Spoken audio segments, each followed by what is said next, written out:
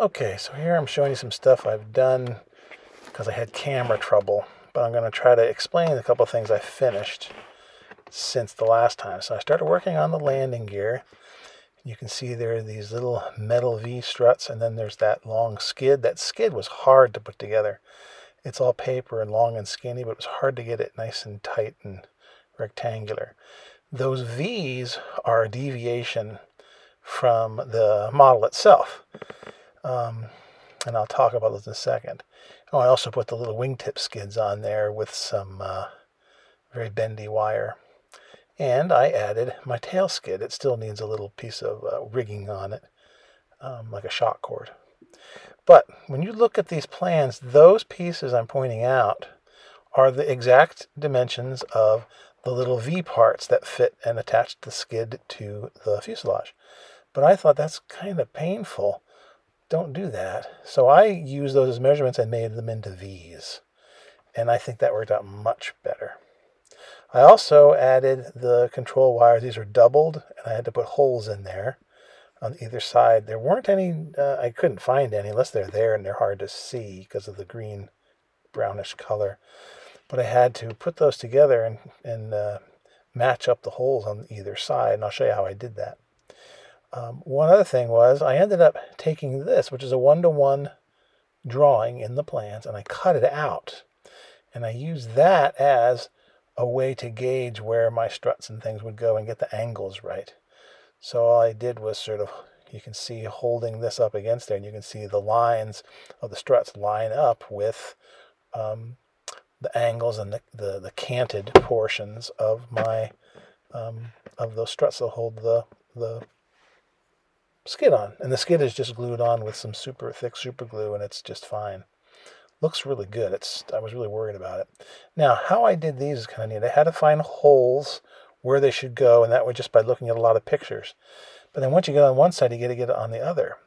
So what I did was I took a Post-it note and I cut it to the correct size, the fuselage, and lined it up right along a known little panel line almost that I can put on either side.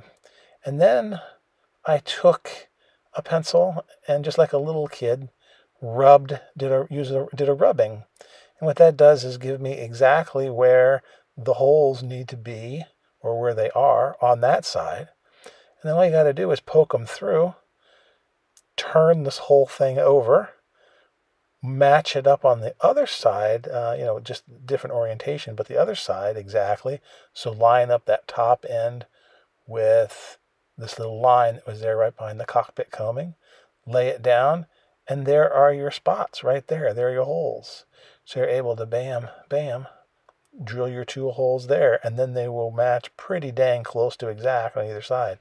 I was proud of myself with that one. Worked well. So now these are the shock cords that go around where the axle is going to go between those.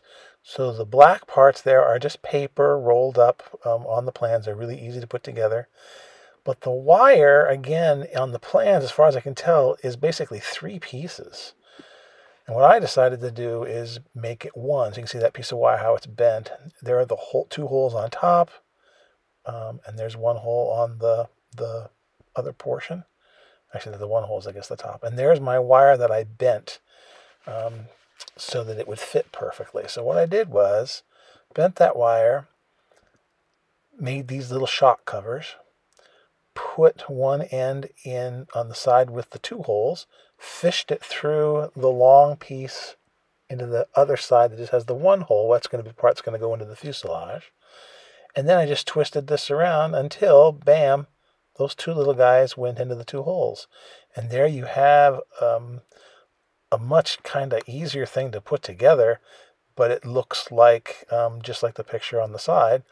And you don't have to worry about using 3 pieces of wire, or I guess 2. One that would be the loop and one that would be the top. I wasn't sure how that was supposed to go.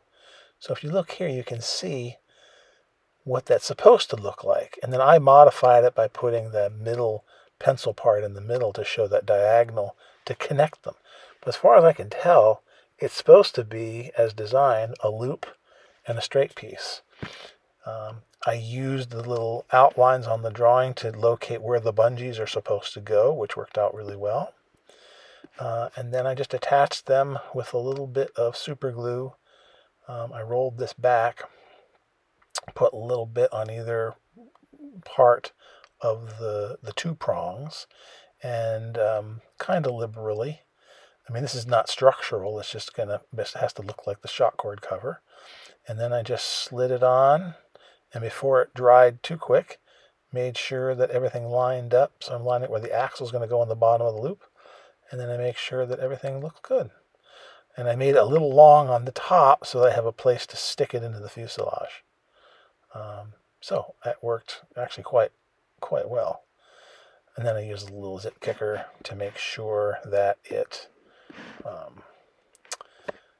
dries, and then did the same thing to the other side. And bending that wire was a little tricky, but to me it was well worth it. It took a couple of attempts to make it work. But now I have a place to then, it's a single piece. It's not rickety. It has to hold the axle. And so now, unless I'm interpreting the plans wrong completely, I think my idea is a little bit better. So now these will just fit in to some pre-drilled holes right there where the black part is on the plan, and there you go. That's where they're going to end up. I just got to get the right distance between them, but that looks really slick. So the landing gear was going to be a pain, and I think I basically got it together.